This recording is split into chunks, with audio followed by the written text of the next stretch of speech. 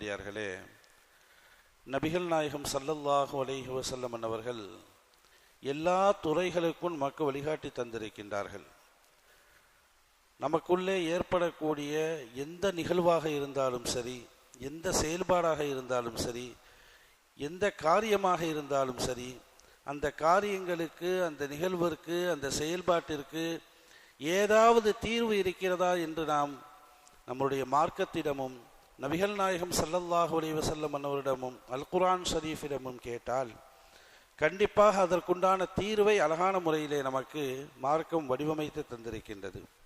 அந்த அடிப்படையில் ரசூலுல்லாஹி ஸல்லல்லாஹு அலைஹி வஸல்லம் அவர்கள், உங்களுக்கு தலைவராக வரக்கூடியவர் நல்ல தலைவராக வர வேண்டும் என்று நீங்கள் ஆசைப்பட்டால், உங்களை ஆட்சி செய்யக்கூடியவர் நல்ல ஆட்சியாளராக இருக்க வேண்டும் என்று நீங்கள் ஆசைப்பட்டால், கொடூர ஆட்சியாளர்களை விட்டும் உங்களை நீங்கள் பாதுகாத்து கொள்ள வேண்டும் என்று நீங்கள் ஆசைப்பட்டால், நான் உங்களுக்கு ஒரு துவா சொல்லி தருகின்றேன். அந்த துவாவை நீங்கள் ஓதிக்கொண்டே வாருங்கள், அந்த துவாவை நீங்கள் நன்கு பயன்படுத்தி கொள்ளுங்கள் என்ற ஒரு அற்புதமான ஒரு துவாவை இந்த ஹதீஸின் வழியாக நமக்கு சொல்லித்தர்றாங்க. இந்த ஹதீஸினுடைய அறிவிப்பாளர் அப்துல்லாஹ் இப்னு உமர் ரதியல்லாஹு தஆலா 3502வது ஹதீஸாக பதிவாகி இருக்கிறது. மேலும் நசாயி, தபுரானி போன்ற பல்வேறு உலக புகழ்பெற்ற ஹதீஸ் கிதாபுகளிலேயும் இந்த துஆ, இந்த ஹதீஸ் பதிவாகி இருக்கிறது. நபிகள் நாயகம் ஸல்லல்லாஹு அலைஹி வஸல்லம் அவர்கள் சஹாபாக்களுக்கு நிறைய துவாக்கள் கற்றுக் கொடுத்தார்கள். எக்கச்சக்கமான துவாக்கள், காலையிலிருந்து உறங்கச் செல்கின்ற வரைக்கும் ஓதக்கூடிய துவாக்கள், மேலும் நமக்கு ஏற்படக்கூடிய சிக்கல்கள், கஷ்டங்கள் இவைகளை விட்டும் நம்மை பாதுகாத்துக் கொள்வதற்குண்டான துவாக்கள், வியாபாரத்திலே பரக்கத் உண்டாகுவதற்குண்டான துவாக்கள், நம்மளுடைய நீடித்த ஆயுளுக்குண்டான துவாக்கள், ரிசுக்கை அல்லாஹ் ஹலாலான முறையிலே விசாலமான முறையிலே அல்லாஹ் நமக்கு தர வேண்டும் என்பதற்குண்டான துவாக்கள் என்று துவாக்களுக்கென்றே ஒரு நீண்ட நெடியல் பட்டியலை நாம் போடலாம். அவ்வளவு துவாக்களை ஸல்லல்லாஹு அலைஹி வஸல்லம் கற்றுத்தந்திருக்கின்றார்கள். அந்த அடிப்படையில் நபிகள் நாயகம் ஸல்லல்லாஹு அலைஹி வஸல்லம் அவர்கள், உங்களுடைய தலைவர்களை தேர்ந்தெடுப்பதற்காக வேண்டி நீங்கள் அல்லாஹ்விடத்தில் நீங்கள் துவா கேளுங்கன்றாங்க ஸல்லல்லாஹு அலைஹி வஸல்லம். உங்களை ஆளக்கூடிய தலைவர்கள், உங்களுக்கு பொறுப்பாக வரக்கூடியவர்கள் நல்லவர்களாக இருக்க வேண்டும் என்பதற்காக வேண்டி அல்லாஹ்விடத்தில் துவாவை கேளுங்கள் என்பதாக இது ஒரு பெரிய ஹதீஸு. அந்த ஹதீஸில் ரசூலுல்லாஹி ஸல்லல்லாஹு அலைஹி வஸல்லம் நிறைய துவாக்களை வரிசையாக சொல்லி கொண்டே வருகின்றார்கள். நிறைய விஷயங்களை சொல்கிறாங்க. அந்த ஹதீஸினுடைய கடைசியாக, அந்த துவாவினுடைய கடைசி வாசகமாக இடம்பெற்றிருப்பது தான் இப்பொழுது நமக்கு மிக முக்கியமான ஒரு துவாவாக, அதுவும் இன்றைய தினம் நாம் நம்மளுடைய சட்டமன்ற தேர்தலை சந்திக்க இருக்கின்ற இந்த இடத்திலே இந்த துஆவை நாம் ஓதிக்கொண்டு நாம் நம்முடைய வாக்குகளை நாம் செலுத்தினோம் என்றால் அல்லாஹ் ஜல்லஷானஹு தஆலா நல்ல தலைவர்களை அல்லாஹ் நமக்கு அமைத்து தருவான். ஒரு கால் அல்லாஹ் பாதுகாக்க வேண்டும், கெட்ட தலைவர்கள் வந்துவிட்டாலும் கூட அவர்களை கூட அல்லாஹ் ஜல்லஷானஹு தஆலா திருத்தி விடுவான் என்கின்றார்கள் மார்க்க அறிஞர்கள்.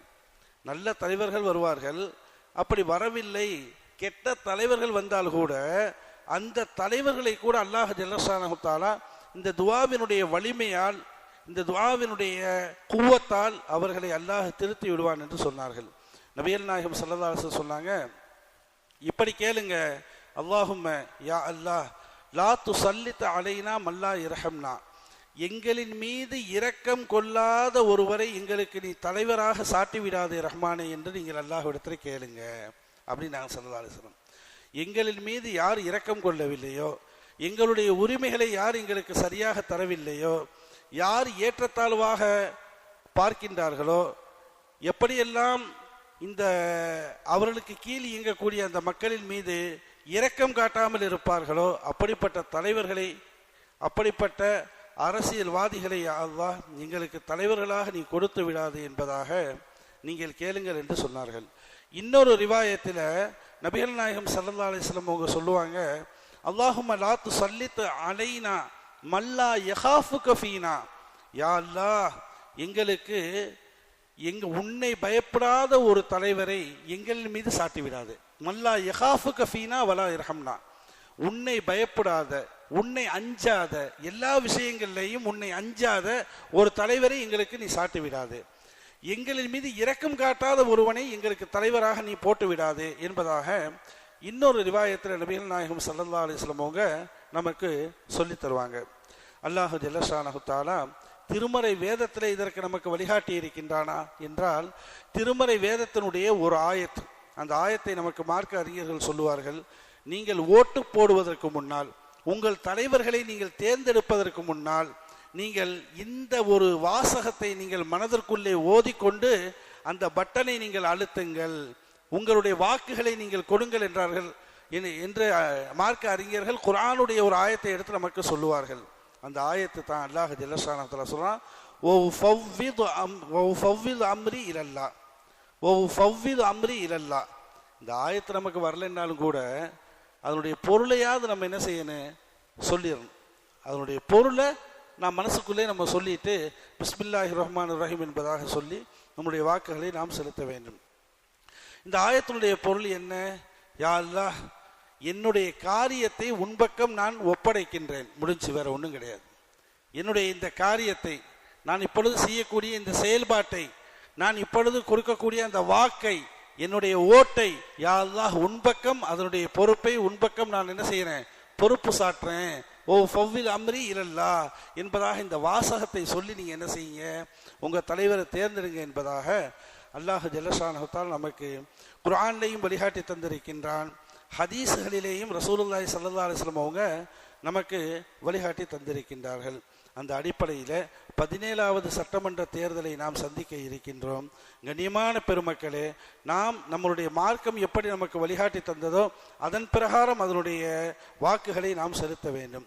2 ரக்காயத்து தொழுது விட்டு அல்லாஹ்விடத்தில் துவா செய்து விட்டு நாம் உள்ளே சென்று பிஸ்மில்லாஹிர் ரஹ்மானிர் ரஹீம் என்பதாக சொல்லி இந்த 2 துவாக்களையும் ஓதி, தெரியவில்லை என்றால் இதனுடைய பொருளையும் நாம் என்ன மனனம் செய்து அதை மனதிற்குள்ளே சொல்லிவிட்டு பிஸ்மில்லாஹ் என்பதாக நாம் யாரை தலைவராக தேர்ந்தெடுக்க வேண்டுமோ அவரை அந்த இடத்திலே நாம் தேர்ந்தெடுக்க வேண்டும். அல்லாஹ் ஜல்லஷானஹு தஆலா அதற்குண்டான பிரதிபலிப்பை அது சார்ந்த மக்களுக்கு அல்லாஹ் கொடுப்பான் என்பதை இந்த ஹதீஸும் ஆயத்தும் நமக்கு அழகான முறையில் நமக்கு சொல்லித் தருகிறது. கண்ணியமான பெருமக்களே, இன்ஷா அல்லாஹ், அல்லாஹ் ஜல்லஷானஹு தஆலா எப்படி நமக்கு வாழ வேண்டும் என்று அல்லாஹ் நமக்கு உத்தரவு பிறப்பித்தானோ, ரசூலுல்லாஹி ஸல்லல்லாஹு அலைஹி வஸல்லம் அவர்கள் எப்படியெல்லாம் நீங்கள் உங்களுடைய வாழ்க்கை முறையை அமைத்துக் கொள்ள வேண்டும் என்பதாக நமக்கு உத்தரவு தந்திருக்கின்றார்களோ அதன் பிரகாரம் செயல்படக்கூடிய நல்ல முஃமினீன்களாக அல்லாஹ் நம் எல்லோரையும் ஆக்கி அருள் புரிவானாக. நல்ல ஆட்சியை அல்லாஹ் நமக்கு தருவானாக. நல்ல ஆட்சியாளர்களை அல்லாஹ் நமக்கு தந்தல் புரிவானாக. கெட்ட ஆட்சியாளர்களை விட்டும், சூழ்ச்சி செய்யக்கூடிய அக்கிரம ஆட்சியாளர்களை விட்டும் அல்லாஹ் நம்மையும் நம் சமூகத்தையும் இந்தியாவிலே வாழக்கூடிய அனைத்து மக்களையும் அல்லாஹ் பாதுகாத்து